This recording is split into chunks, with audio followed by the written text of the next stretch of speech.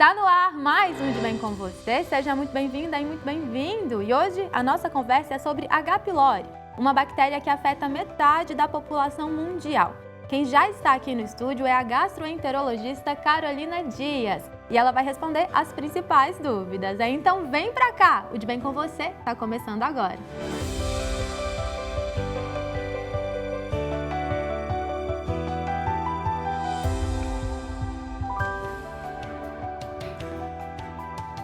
Carolina, vamos lá, vamos entender um pouquinho sobre essa bactéria, né? Mas antes da gente falar de sintomas, como que é a contaminação, conta pra gente o que é H. pylori, né? Qual região do nosso corpo que é afetada? H. pylori é uma bactéria espiralar e ela vai infectar o estômago. O estômago é este órgão aqui e a preferência da H. pylori é essa região final do estômago. Nós vamos falar mais sobre isso durante a entrevista. Tá, mas pra gente entender de cara que é uma bactéria. Isso, é uma né? bactéria. Isso. Entendi. E como que é a contaminação? Como que as pessoas pegam essa bactéria? A contaminação, ela é fecal-oral, oral-oral, então isso quer dizer de alimentos mal lavados, né? Populações onde o saneamento básico não é tão assim eficiente, não tem água tratada. Então, nessas populações a gente vê que a transmissão ela é maior. Inclusive nas casas onde as famílias são maiores, então a higienização costuma ser mais precária. Nesses ambientes ela tem uma prevalência maior aí. E dessa forma a pessoa se contamina. Mas como Isso. que é a transmissão agora dessa bactéria? Comendo alimentos mal lavados, água contaminada, pessoas que usam o mesmo copo ali, deixa o copo no filtro, todo mundo da casa bebe, então às vezes uma pessoa passa para outra, né, comer ali do mesmo prato, esse tipo de contaminação.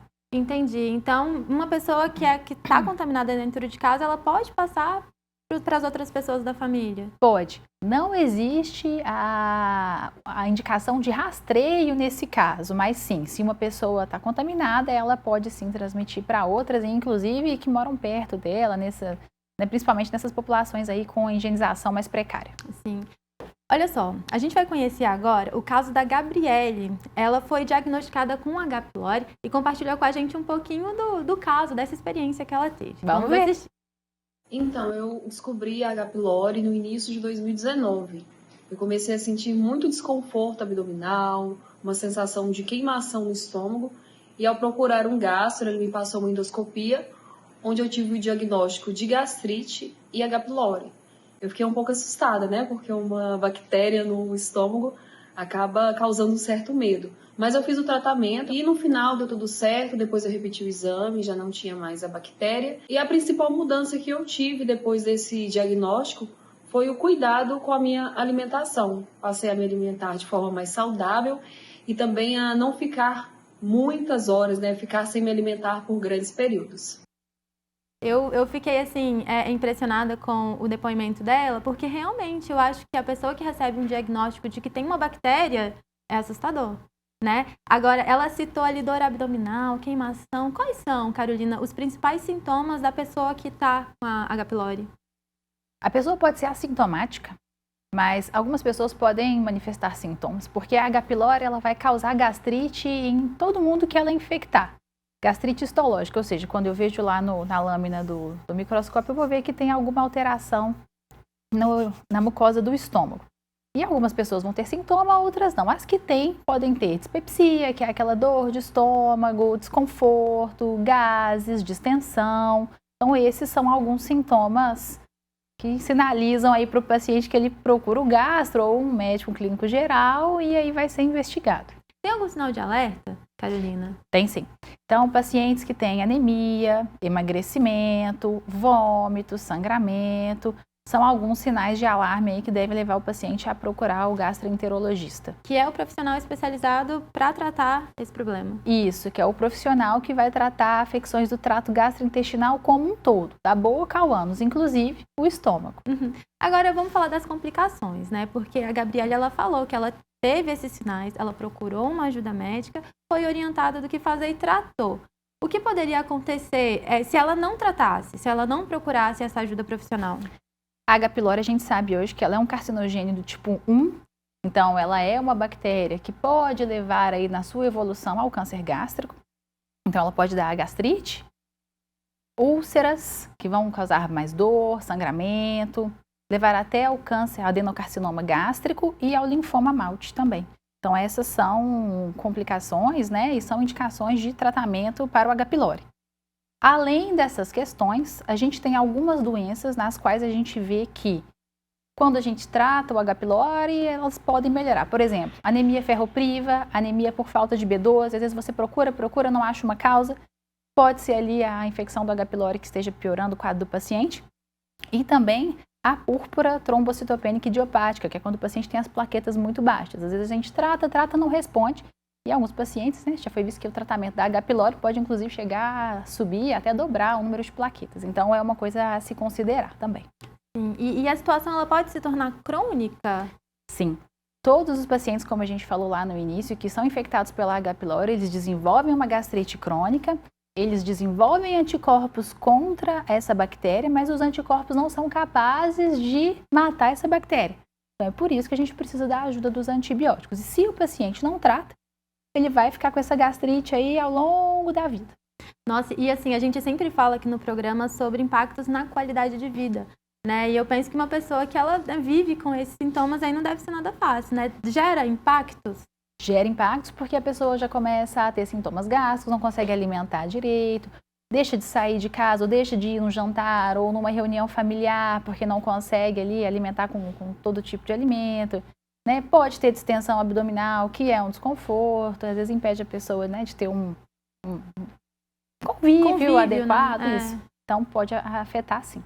Pois é, porque pensando nesses sintomas, a gente tem diversas questões gastrointestinais e às vezes a gente tem certa dificuldade de conseguir diferenciar um problema do outro. Isso. Né? Você está com uma queimação, aí você já vai caçar algum remedinho, né? Qual que é a sua orientação nesse caso? Você já falou dos sinais de alerta, né? Mas qual que é a orientação? A orientação é que se você tem o sintoma que persiste, mesmo com o tratamento, né? Assim, então tô tomando muito refrigerante, tô tomando muito anti-inflamatório por alguma questão, ou tô me alimentando mal, muita gordura, fritura, tô tendo esses sintomas. Melhorei minha alimentação, tô fazendo atividade física e mesmo assim os sintomas persistem, procura um gastroenterologista para poder te auxiliar, porque pode ter alguma peculiaridade por aí, inclusive o H. pylori. Sim. Agora, a partir do momento que você procura, né, esse profissional, como que é feito esse diagnóstico? O diagnóstico da H. pylori, ele pode ser feito por vários métodos. Aqui em Belo Horizonte, né, na verdade no Brasil, o que a gente mais usa é a endoscopia. Então, durante o exame da endoscopia, o endoscopista ele entra com o endoscópio pelo estômago e ele vai fazer biópsias desse estômago. Duas biópsias aqui do final do estômago, 2 biópsias do corpo do estômago. Essas biópsias vão ser encaminhadas para o patologista, que vai analisar e dar o diagnóstico, se tem ou se não tem H. pylori, ou se tem ou não alguma alteração nessa mucosa do estômago que já mostra algum sofrimento crônico. Além disso, durante o exame, a gente pode pegar esse pedacinho do estômago e colocar num potinho que a gente chama de teste da urease. A bactéria ela produz bastante urease, então existe esse teste. Se ele muda de cor em até 24 horas, do amarelo para o rosa, é porque veio positivo. Ele pode ajudar a gente também no diagnóstico. Outro método de fazer o diagnóstico é com um teste respiratório, com o carbono 13 ou o carbono 14. É um teste de soprar, mesmo respiratório, e sinaliza para a gente a presença ou a ausência da H. pylori. Outro teste também que a gente pode usar é a pesquisa de antígeno fecal. Então, a gente tem um pouquinho de resistência no Brasil de fazer exame de fezes, mas também é um método que pode ser usado. Sim. Nossa, é bem amplo, né? Existem vários métodos, mas o que a gente mais conhece, o que todo mundo sabe, é a endoscopia, por ser mais acessível mesmo a toda a população. Qual que é o tratamento padrão para uma pessoa que foi infectada pela H. pylori? A gente tem o paciente que chega para você com o exame lá positivo para H. pylori, por qualquer um dos métodos que a gente falou, e aí o tratamento começa pela anamnese. Por quê?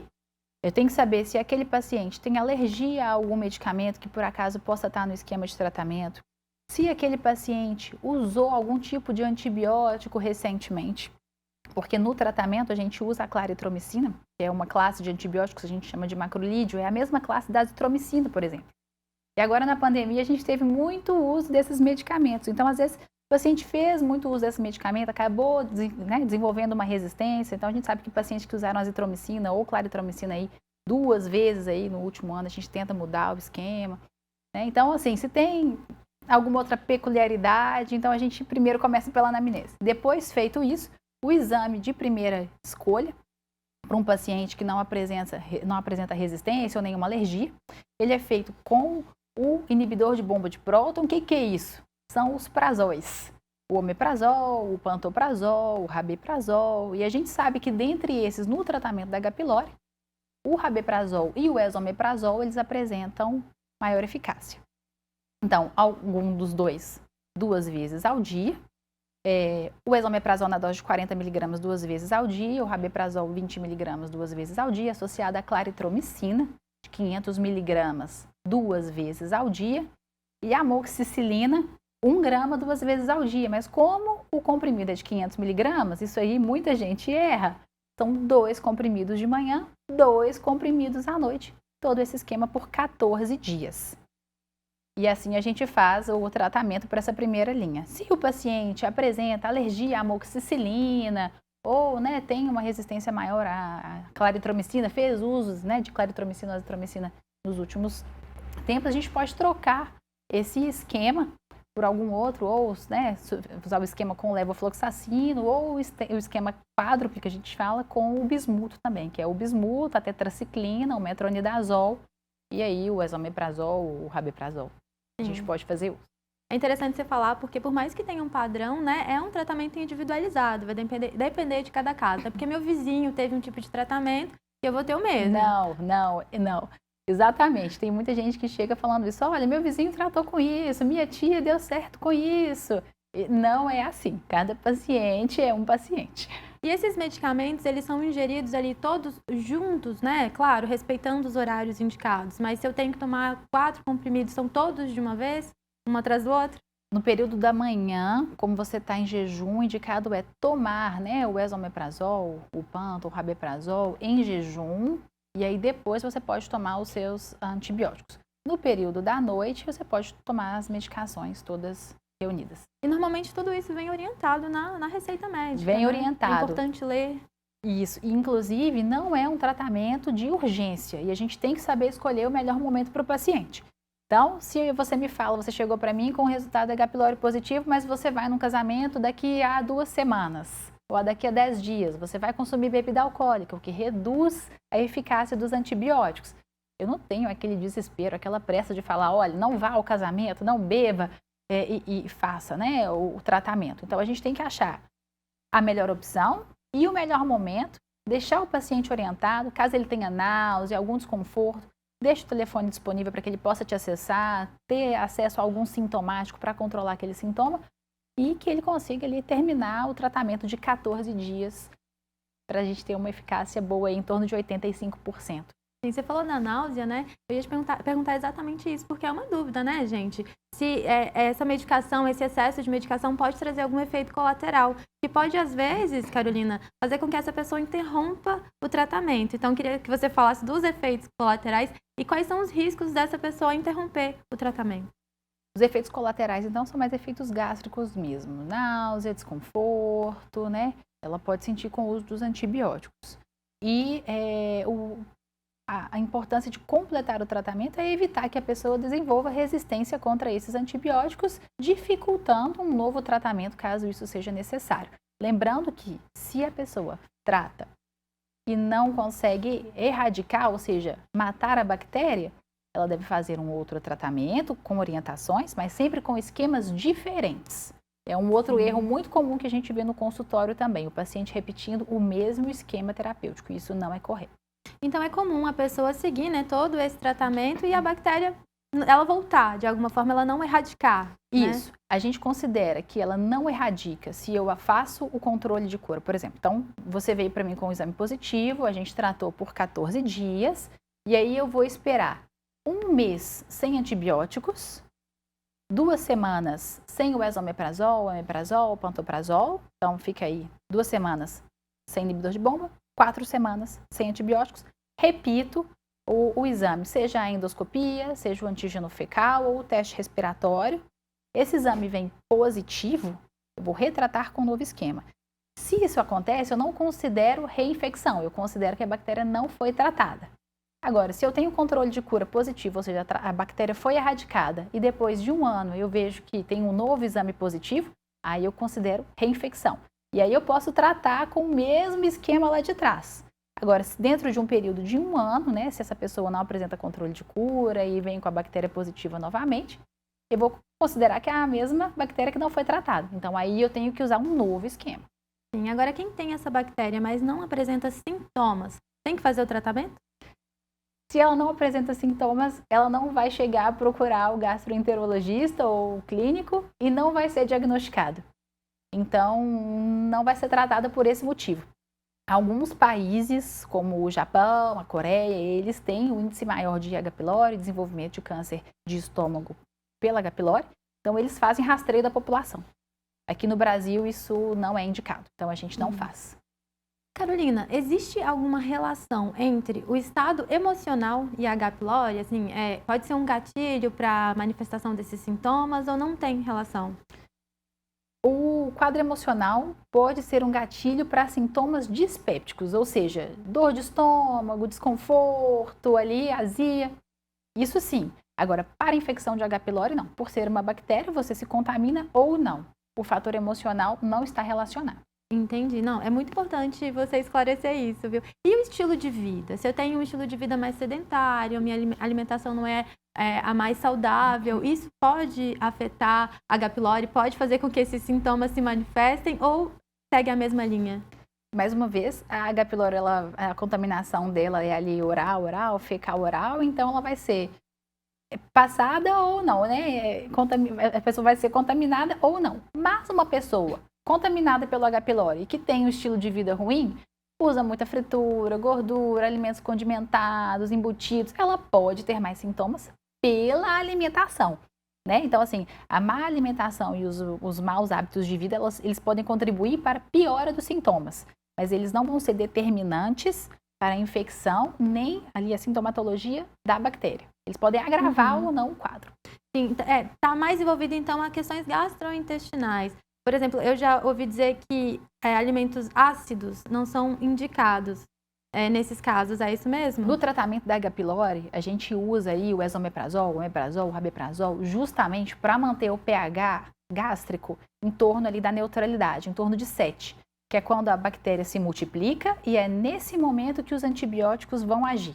A amoxicilina ela vai agir ali na parede da bactéria e a claritromicina na inibição da produção de proteínas ali para replicar a bactéria. Então, eu quero deixar o pH do estômago neutro. Se nesse momento eu ingiro muitos alimentos ácidos, isso pode comprometer ali o pH do estômago, mas não de forma significativa, sabe? A gente orienta uma boa alimentação, sem muitos alimentos ácidos, até pela sintomatologia mesmo. Abacaxi, acerola, maracujá, esses alimentos mais ácidos, limão, né? O pessoal fala, o shot de limão de manhã, enquanto estiver com a dorzinha lá no estômago, a gastrite, evita o shot de limão, essas frutas ácidas, porque nesse momento elas não são muito bem-vindas, não. Não, fica a dica, né? Porque eu acho que é importante, a gente acaba se confundindo demais, Carolina, com essa questão da alimentação e a gente acaba ficando perdido no meio disso tudo, né? A alimentação não é determinante para o tratamento, mas ela pode influenciar ali nos sintomas. Sim, então fica esclarecido, porque era até um ponto que eu queria te perguntar, se apenas com o estilo de vida a pessoa consegue combater a H. pylori. Você já respondeu aqui pra gente. Não, e tem muita gente que chega no consultório falando, vou tratar a H. pylori com água de batata doce, com chá de espinheira santa, isso aí a gente ouve muito. E isso não é verdade. E a gente deve orientar o paciente que a H. pylori não tratada pode, em alguns casos, evoluir para as complicações, né? A úlcera, o câncer gástrico, o linfoma malte. Então, a H. pylori encontrada é igual a tratamento. Sim. Bom, caminhando já para o finalzinho, né, Carolina? Vamos falar aqui um pouquinho sobre prevenção. Você já falou, né, como que ocorre essa contaminação, então a gente já entende que fazer o contrário é o certo, mas vamos reforçar, né? Como que a gente pode prevenir a H. pylori? Tendo uma boa higienização dentro de casa, né? Principalmente se a família é muito numerosa. tentar ali manter um copo para cada um come com os seus talheres sem ficar misturando muito, lavar os alimentos, morar num local onde você tenha uma rede de esgoto ali, água tratada, então manter a higienização. E se você me permitir, eu queria só fazer um lembrete aqui no programa, né? O professor Gonzaga, que é um grande estudante da H. pylori, né? Ele que é o exemplo para a gente da H. pylori no Brasil. Eu vou reforçar a existência do núcleo da H. pylori. É um site onde os gastroenterologistas e os residentes eles podem entrar, digita no Google núcleo H. pylori, onde eles podem registrar ali os casos que eles tiveram e trataram, se teve sucesso ou não. Tem tudo explicadinho no site, porque isso ajuda a gente a avaliar como é que está o tratamento, o grau de resistência, né, dos antibióticos aqui no Brasil ou não, isso é importante. Então, se puder lembrar aí para os gastros e para os residentes, todo mundo que tratar H. pylori no paciente, deixar registrado lá no núcleo da H. pylori. Recado dado, viu? Muito obrigada pela sua participação. Obrigada a você pelo acolhimento de todo mundo aqui. Aí, gente, mais um dia de muito aprendizado por aqui, né? E conversar sobre esses temas é muito importante para aumentar a conscientização e promover diagnósticos e tratamentos adequados.